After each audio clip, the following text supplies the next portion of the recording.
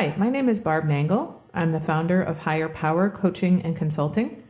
I want to welcome you to my podcast, Fragmented to Whole, Life Lessons from 12-Step Recovery. This is episode 18, One Day at a Time. One day at a time. Sounds good. Doesn't sound too complicated. I know what all those words mean. I even know what they mean when strung together. At least conceptually, I do. But I really didn't understand them experientially until I got into recovery. That is the case for so many things, especially slogans from 12-step programs. For me, really starting to understand what one day at a time meant in recovery was so helpful. This was especially true for my substance abuse program, but also for my people program.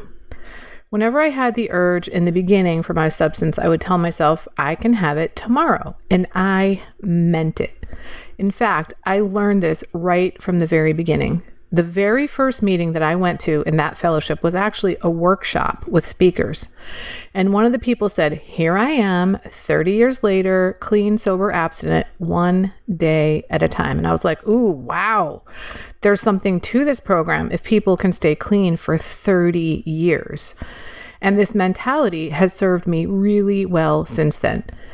It's not just that I deal with my substance use problem one day at a time. I deal with everything one at a time. I take one step at a time. I do one task at a time. Something I haven't really heard people around me in my recovery circle say too much, but I heard a guy I knew in 12-step recovery years ago before I was in recovery who would say all the time, what's the next right thing to do? Before recovery, I did what I now call living into the wreckage of the future.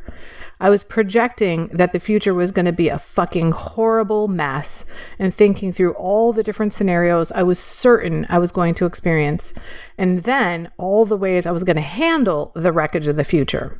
Meanwhile, I wasn't in the present, which pretty much prepared me to have a wrecked future.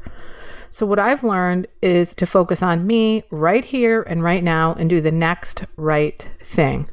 So here's a really relevant example for you. Let's say I'm working on a podcast episode and I have the thought, oh my God, what am I going to do for the next episode? Mind you, I have a gigantic list of topics from which to choose for podcasts. But of course, that's not what I'm thinking when this happens. Once I realize I'm having those thoughts, I say, wait a minute. Let me just get through this podcast episode that I'm working on right now and focus on that. As soon as I'm done with this one, then I can think about the next one, but not until then. And that allows me to put all of my energy into the present moment, into the podcast I'm actually working on. I'm not fragmented and thinking about all different kinds of things. I'm thinking about the thing that I'm doing right now. I'm not living into the wreckage of the future.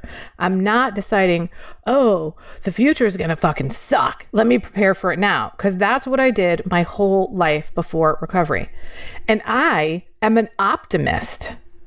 I would have conversations with people in my head and I'd be like, well, he's going to say this and then I'm going to say that and then he's going to say this and I'm going to say that. And none of that shit ever happened. Not one of those conversations actually ever happened.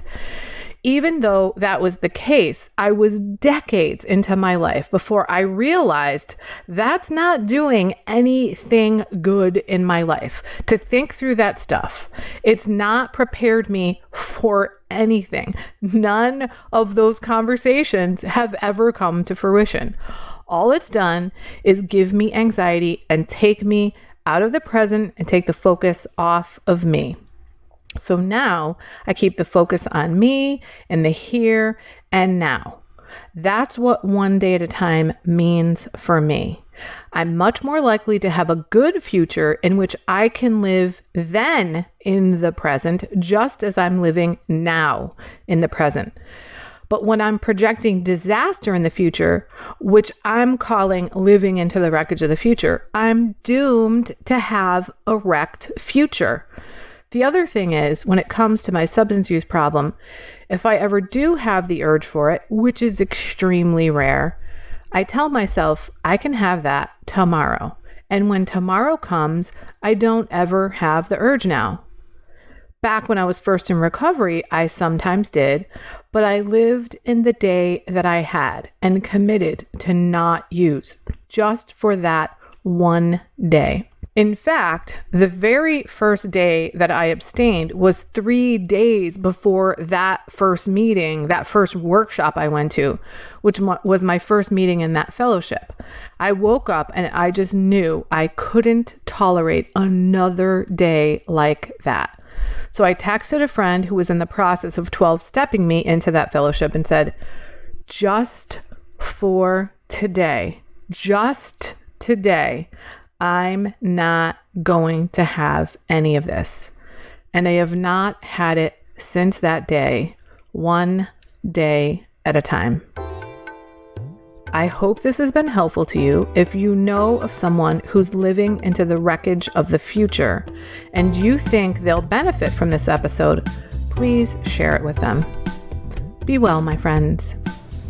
That's it for today. If you like what you've heard here, then you just might be interested in private coaching with me. If that sounds like you, head on over to my website, which is higherpowercoachingandconsulting.com, and click on the contact menu. I'd be happy to schedule a consultation with you to help you make lasting changes in your life, like I've made deep, lasting changes in my life. My ideal client is someone who is ripe for change, but I'll coach anyone who wants to be happy, joyous, and free. So if that's you, shoot me an email. I'd love to hear from you. Thanks for listening. Be sure to like and subscribe so you can be sure to get future episodes of my podcast. Thanks again.